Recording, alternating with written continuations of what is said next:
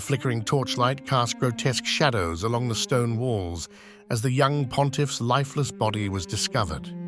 Not in prayer, not in his papal chambers, but in the bed of a married woman.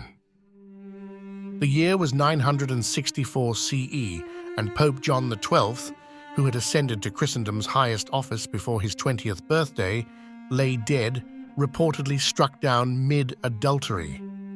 Some whispered it was divine judgment, others the vengeful hand of the woman's husband. A fitting end, many said in hushed tones, to a papacy that had transformed the Holy See into a den of depravity. Born Octavianus, son of Alberic II of Spoleto, the ruler of Rome, he was never meant for a life of piety. His path to power began in 955 CE, when, barely 18 years old, he seized the papal throne through his family's influence, taking the name John XII. The papal tiara sat awkwardly upon his youthful brow, a crown too heavy for shoulders, more accustomed to bearing armor than spiritual responsibility. The papal palace was transformed overnight from a place of prayer into a brothel, writes medieval historian Dr. Eleanor Davenport. Contemporary accounts describe a youth more interested in hunting, gambling, and women than in shepherding souls. The Lateran Palace, once a beacon of faith, became notorious under John's rule. According to records from the subsequent church synod that tried him in absentia, the sacred halls echoed with the sound of licentious revelry where once had been heard only prayer. The darkness that fell across Rome during John XII's reign was not merely spiritual, but grimly literal. Records from monastery chronicles describe how the papal court's excesses drained the church treasury so severely that oil for sanctuary lamps became scarce. Churches throughout Rome sat in shadow, their altars dimly lit, while the papal palace blazed with torches illuminating nights of indulgence. Bishop Liutprand of Cremona, a contemporary chronicler whose vivid accounts remain our primary window into this period, wrote, "I shudder to relate the vile acts committed in the house of St. Peter. The sacred palace has become a harlot's brothel. Women fear to come to the tombs of the holy apostles for prayer, having heard how John abuses noble pilgrims' wives, daughters, and widows." But John's transgressions went beyond mere carnal sins.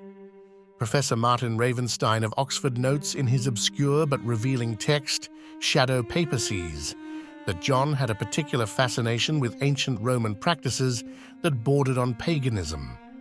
Documents recently discovered in the Vatican archives suggest John XII conducted bizarre rituals in the catacombs beneath Rome, invoking not saints, but entities with names scratched out of the records. These ceremonies, attended by his inner circle, involved sacrifices that church officials later expunged from official histories. What makes John XII particularly fascinating is not merely his moral failings, but his cutthroat political acumen. When threatened by the Italian king Berengar II, John made a fateful decision that would reshape European history. He invited the German King Otto I to Rome, offering him the imperial crown in exchange for protection. On February 2, 962, Otto was crowned Holy Roman Emperor in a magnificent ceremony at St. Peter's Basilica. The papal chronicler noted how John's hands trembled as he placed the crown on Otto's head. Whether from fear or resentment remains unclear. What is certain is that John quickly regretted creating such a powerful ally. He crowned Otto with one hand while writing secret letters to Otto's enemies with the other, observes Dr. Alessandro Barbero, renowned medieval historian. It was political suicide, revealing not just moral corruption, but a dangerous incompetence in statecraft. When Otto discovered John's treachery, including negotiations with the Byzantines and Hungarian raiders, his fury was swift. The emperor returned to Rome, forcing John to flee into the Alban Hills. A church council was convened that produced a stunning catalogue of the Pope's crimes. The synod testimony reads like a medieval horror story. According to Cardinal Benedict, who gave sworn testimony, "The Lateran Palace, once home to saints, has housed devils under John's rule. Women dare not come to Rome on pilgrimage for fear of the Holy Father's unholy appetites. He has turned St. Peter's into a stable and the altar into a gambling table." Professor Helena Schmidt, in her controversial work, The Vatican's Buried Secrets, references a document found in the monastery of Monte Cassino that adds an even more disturbing dimension. The formal charges were read aloud in the ancient basilica: sacrilege, perjury, murder, incest, invoking demons, and, most shocking to medieval sensibilities, toasting Satan during the sacred Mass. The manuscript speaks of dark experiments conducted under papal authority, where John and his inner circle examined corpses seeking signs of reanimation after death, a grotesque curiosity that horrified even his most devoted followers. What distinguished John's papacy from merely corrupt predecessors was the systematic way he undermined church institutions. Bishop Ragmundus, whose testimony survived in fragmentary form, claimed, "He sells sacred vessels to fund his pleasures. He consecrates bishops in exchange for gold. A 10-year-old boy was made Bishop of Todi after his father presented the Pope with prized Arabian horses."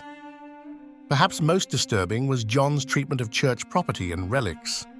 According to testimony from the Synod, he melted down sacred chalices to mint coins bearing not Christian imagery but ancient Roman symbols, and reportedly kept relics of saints in his private chambers for purposes witnesses described as too terrible to name. One particularly chilling account comes from a monk named Theodorus, who served briefly in the Lateran. "I witnessed His Holiness take the finger bone of St. Agnes and use it to stir a potion he then forced upon a young woman who had refused his advances. When she drank, her eyes rolled back and she followed his commands like one possessed." Even his supporters could not deny the evidence. Deacon Peter of Ostia, initially loyal to John, ultimately testified, "I defended him until I saw him sacrifice a cockerel on the altar of St. Peter at midnight, collecting its blood in the very chalice used for the blood of Christ the previous morning." As Otto's forces secured Rome, John remained in exile, spending his final days at estates outside the city. Contemporary accounts describe how he passed his time not in repentance, but in continuing pursuit of worldly pleasures. Even as his world collapsed, he showed no remorse, writes Byzantine historian Theophylact. Instead, he blasphemed more boldly, claiming that God approved his actions and would restore him to power.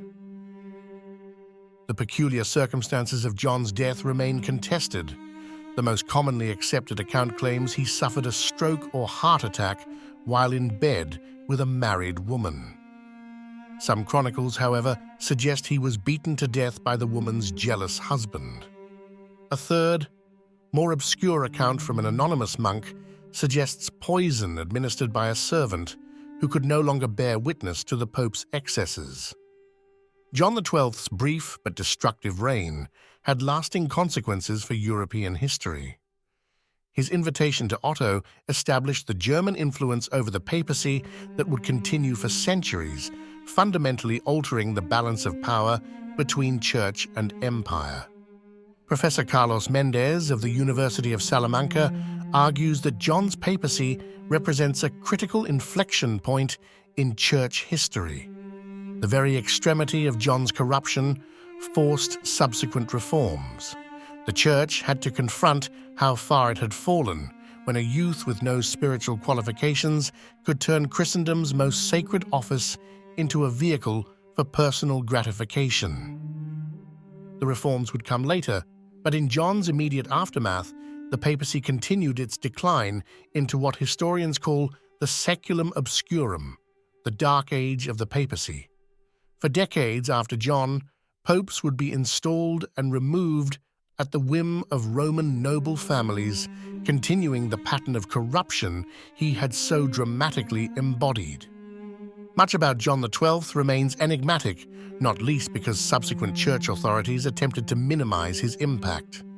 According to Vatican archivist Monsignor Paolo Fiorentini, there was a concerted effort in the 11th century to expunge the worst details of John's papacy from official records. Entire codices were destroyed or heavily edited. What we know comes primarily from his enemies and from documents that escaped this purge.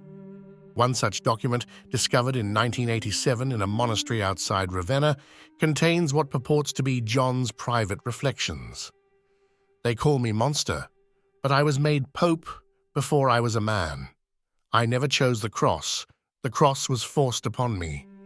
If I have made Rome a place of pleasure rather than prayer, is it not because pleasure is honest, while prayer in the service of power is hypocrisy?" The authenticity of this text remains disputed, but it raises the intriguing possibility that John saw himself not as a corrupt pope, but as someone rebelling against a corrupt system. Today, John XII is remembered primarily by historians and church scholars, his name a footnote in papal histories. The physical traces of his reign have largely vanished. The Lateran palace he knew was destroyed by fire, the Rome he ruled transformed by centuries of reconstruction. Yet something of his dark legacy persists. Vatican guides still speak in hushed tones about certain rooms in the papal apartments that remained sealed for centuries after his death. Local Roman folklore tells of a shadowy figure seen at night near the Lateran, dressed in papal robes, stained with what appears to be blood. In the words of medieval scholar Dr. Elaine Montague, John XII represents the Church's darkest nightmare, not an external enemy, but corruption from within, at the very heart of the institution. His story reminds us that no position, however sacred, is immune to the human capacity for darkness. For centuries, no pope would take the name John XII again. So tainted was the numeral by its association with the young man who had transformed the chair of St. Peter into what one contemporary called a throne of abominations. The Church survived John XII, as it has survived all manner of crises throughout its long history.